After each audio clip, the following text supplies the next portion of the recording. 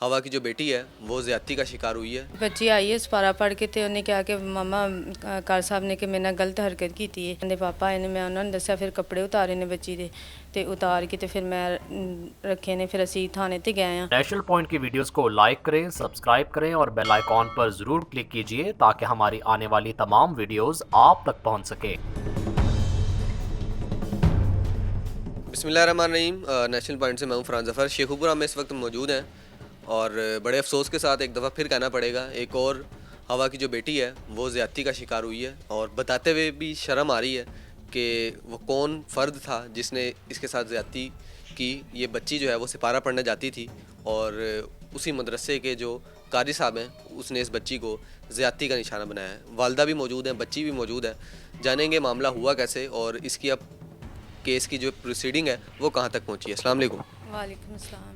अच्छा, ये बताइएगा बच्ची ने किस तरह आके आपको बताया, किस तरह आपको पता लगा कि बच्ची के साथ ये ज़्यादती का वाक़या हुआ है? ਹਾਂਜੀ ਬੱਚੀ ਆਈ ਹੈ ਸਪਾਰਾ ਪੜ੍ਹ ਕੇ ਤੇ ਉਹਨੇ ਕਿਹਾ ਕਿ ਮਮਾ ਕਾਰ ਸਾਹਿਬ ਨੇ ਕਿ ਮੇਰੇ ਨਾਲ ਗਲਤ ਹਰਕਤ ਕੀਤੀ ਹੈ। ਤੇ ਬੱਚੀ ਨੇ ਇਸ ਤਰ੍ਹਾਂ ਦੱਸਿਆ, ਇਹਦੇ ਪਾਪਾ ਇਹਨੇ ਮੈਂ ਉਹਨਾਂ ਨੂੰ ਦੱਸਿਆ, ਫਿਰ ਕੱਪੜੇ ਉਤਾਰੇ ਨੇ ਬੱਚੀ ਦੇ ਤੇ ਉਤਾਰ ਕੇ ਤੇ ਫਿਰ ਮੈਂ ਰੱਖੇ ਨੇ। ਫਿਰ ਅਸੀਂ ਥਾਣੇ ਤੇ ਗਏ ਆ ਤੇ ਉਹਨਾਂ ਨੇ ਅਸੀਂ ਜਾ ਕੇ ਉਹਨਾਂ ਨਾਲ ਸਾਰੀ ਗੱਲਬਾਤ ਕੀਤੀ। ਉਹਨਾਂ ਨੇ ਸਾਡੇ ਬਹੁਤ ਅੱਛੇ ਤਰੀਕੇ ਨਾਲ ਸਾਡੀ ਗੱਲ ਸੁਣੀ ਹੈ। ਮੈਨੂੰ ਦੱਸੋ ਬੱਚੀ ਕਿੰਨੀ ਦੇਰ ਤੋਂ ਉਸ ਮਦਰਸੇ ਦੇ ਉਸ ਕਾਰੀ ਸਾਹਿਬ ਦੇ ਨਾਲ ਸਿਪਾਰਾ ਪੜਨ ਜਾ ਰਹੀ ਸੀ? ਇੱਕ ਸਾਲ ਹੋ ਗਿਆ ਸੀ ਇਹਨਾਂ ਬੱਚੇ ਪੜ੍ਹਦੇ ਸੀ। ਪੂਰੇ ਮਹੱਲੇ ਦੇ ਬੱਚੇ ਮਸਨ ਘਰ 'ਚ ਹੀ ਪੜ੍ਹਾਉਂਦਾ ਤੇ ਪੂਰੇ ਮਹੱਲੇ ਦੇ ਬੱਚੇ ਹੀ ਉੱਥੇ ਪੜ੍ਹਦੇ ਨੇ।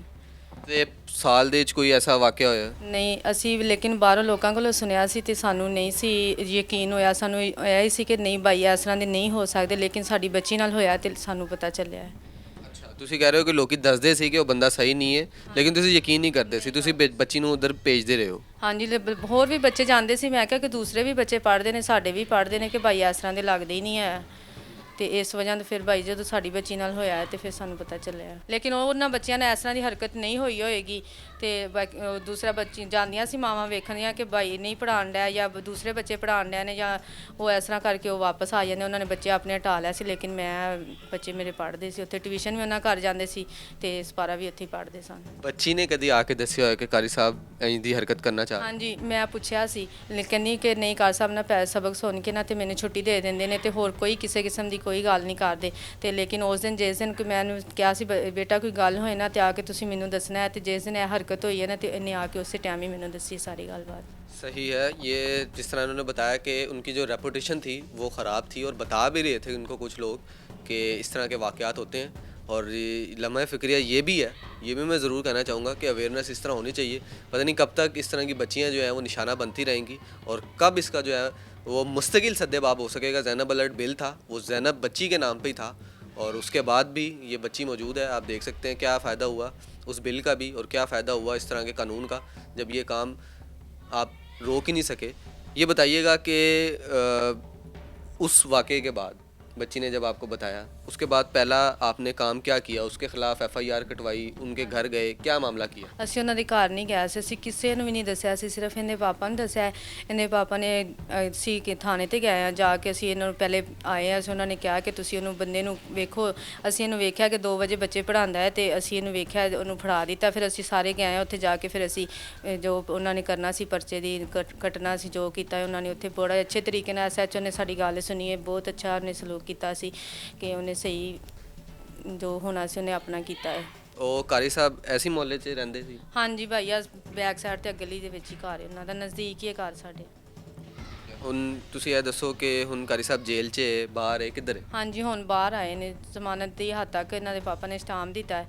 ਤੇ ਮਸਨ ਕਿ ਕੁਝ ਬੰਦੇ ਐਸੇ ਵੀ ਆ ਗਏ ਸੀ ਕਿ ਸਾਨੂੰ ਉਹਨਾਂ ਨੂੰ ਨਹੀਂ ਅਸੀਂ ਮੋੜ ਸਕੇ ਤੇ ਉਹਨਾਂ ਨੂੰ ਅਸੀਂ ਜ਼ਮਾਨਤ ਦੀ ਹੱਦ ਤੱਕ ਅਸੀਂ ਸਟਾਮ ਦਿੱਤਾ ਤੇ ਉਹ ਜ਼ਮਾਨਤ ਤੇ ਬਾਹਰ ਆਏ ਹੋਏ ਨੇ। ਤੇ ਤੁਸੀਂ ਨਹੀਂ ਚਾਹੁੰਦੇ ਕਿ ਤੁਹਾਡੀ ਬੱਚੀ ਨਾਲ ਜ਼ਿਆਦਤੀ ਹੋਈ ਹੈ ਉਹ ਮੁਜਰਿਮ ਨੂੰ ਸਜ਼ਾ ਮਿਲੇ? ਤੁਸੀਂ ਜ਼ਮਾਨਤ ਕਿਉਂ ਕਰਾਈ?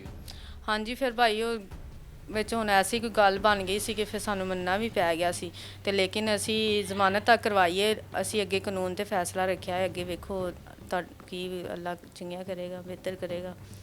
ਕਿ ਕੀ ਚਾਹੁੰਦੇ ਹੋ ਤੁਸੀਂ? ਉਹ ਸਜ਼ਾ ਮਿਲਣੀ ਚਾਹੀਦੀ? ਹਾਂਜੀ, ਸਜ਼ਾ ਤੇ ਫਿਰ ਹੋਣੀ ਚਾਹੀਦੀ। ਉਹ ਬੱਚੀ ਨਾਲ ਉਹ ਜ਼ਿਆਦਤੀ ਤੇ ਉਹਨਾਂ ਨੇ ਕੀਤੀ ਹੈ ਤੇ ਉਹਦੀ ਜ਼ਿਆਦਤੀ ਦਾ ਫਿਰ ਉਹਨੂੰ ਹੋਣੀ ਚਾਹੀਦੀ ਸਜ਼ਾ। ਇਹ ਦੱਸੋ ਕਿ ਇਹਦੀ ਬੱਚੀ ਦੀ ਰਿਪੋਰਟ ਕਰਾਈ ਹੈ? ਕੋਈ DNA ਕਰਾਇਆ? ਹਾਂਜੀ, ਮੈਡੀਕਲ ਵੀ ਹੋਇਆ ਹੈ ਤੇ DNA ਵੀ ਹੋ ਚੁੱਕਿਆ। ਹਾਂਜੀ, ਦੋਨੋਂ ਹੀ ਹੋਏ ਨੇ। ਹਾਂਜੀ। गुफ्तगू आपने सुन ली है इनकी, और जिस तरह ये बता रही हैं कि कुछ लोग ऐसे हैं जिनके मुंह को हमें ज़मानत उनकी देना पड़ी है, और ये बड़ी तकलीफ़देह बात है, बड़ी अफसोसनाक बात है।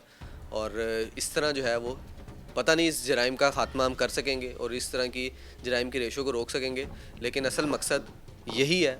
खुदारा के बच्चियों को महफूज करें आप, और जितने गवर्नमेंट ऑफिशल्स हैं उनसे मैं ये ज़रूर रिक्वेस्ट करना चाहूँगा कि खुदा ना खास्ता हम इंतज़ार करते हैं किसी बड़े वाक़े का, और जब वो होता है उसके हद के बाद भी हम सिर्फ़ एक आधा जो निज़ाम है और कायम ऐसा करते हैं कि शायद हमने बड़ा तीर मार लिया हो, लेकिन आप ये देखें कि उससे पहले भी अगर आपको रिपोर्ट करते हैं इस तरह के वाक़यात, तो कोशिश ये करें कि उसको आप उसके उस जुर्म को जो है वो पहले ही रोक लें। जिस तरह ये बता रहे हैं कि ये वाक़या सारा जिस तरह भी हुआ, इनकी कहानी आपने सुनी है, और बच्ची भी मौजूद है। बच्ची ने जिस तरह आके माँ को अपनी बताया है। हमारी रिक्वेस्ट यही है कि इस केस को आप इस तनाजुर में ज़रूर लें कि जिस तरह ये बच्ची जो है वो अपनी माँ को आके बता रही है, इसको इससे पहले भी रोका जा सकता था। थोड़ी सी अवेयरनेस वालिदैन को भी होनी चाहिए कि जब बच्चे जो हैं वो अपने वालिदैन को आके बताते हैं तो आप लोग जो है वो उसको सीरियस लें। और गवर्नमेंट ऑफिशियल जितने देख रहे हैं उनको उनके आगे तो बार बार रिक्वेस्ट करना ही फजूल है।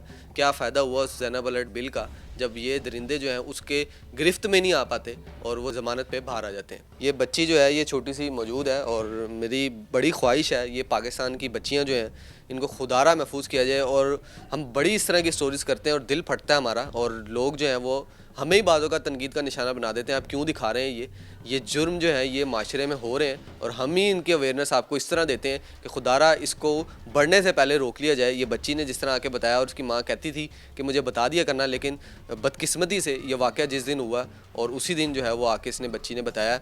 तो खुदारा मैं जितने लोग देख रहे हैं, आप लोग जो हैं वो अपने बच्चों को इतनी अवेयरनेस ज़रूर दें, अपनी इतनी बॉन्डिंग उनसे ज़रूर रखें कि किसी भी तरह का कोई भी फ़र्द उनको टच करने की कोशिश करता है या उनके साथ नाज़ायबा हरकत करने की कोशिश करता है तो बच्चे जो हैं वो कंफर्टेबली जो है अपने वालिदैन को बता सकें। मैं बड़ी बार बार इसलिए रिक्वेस्ट कर रहा हूँ कि खुदा ना खास्ता किसी बड़े साने से बचने के लिए हमें अभी जो है वो इस केस को जो है वो मद्देनज़र रखते हुए इसकी रोकथाम ज़रूर करनी चाहिए।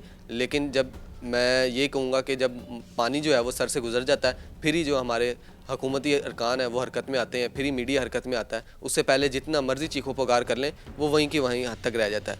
अब इस बच्ची का क्या मुस्तकबिल होगा वो भी हमें सोचना है, और इस तरह के दरिंदों का क्या मुस्तकबिल होगा वो भी हमें सोचना है, जो कि किसी न किसी तरीके से ज़मानत लेके बाहर आ जाते हैं और अपना जो काम है उसी आबोताब के साथ करते हैं। बहनी बताइएगा मदरसा अब चल रहा दोबारा?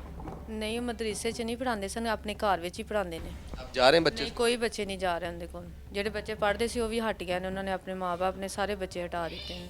जिस तरह हमने कहा बार बार इस तरह के केसेस इसलिए रिपोर्ट किए जाते हैं कि किसी बड़े थाने को होने से पहले रोक लिया जाए और इसकी अवेयरनेस दी जाए और इस केस को जो है वो मंतकी अंजाम तक पहुँचाया जाए। अपने मेज़बान फरहान ज़फ़र को इजाज़त दीजिए। अल्लाह हाफ़िज़।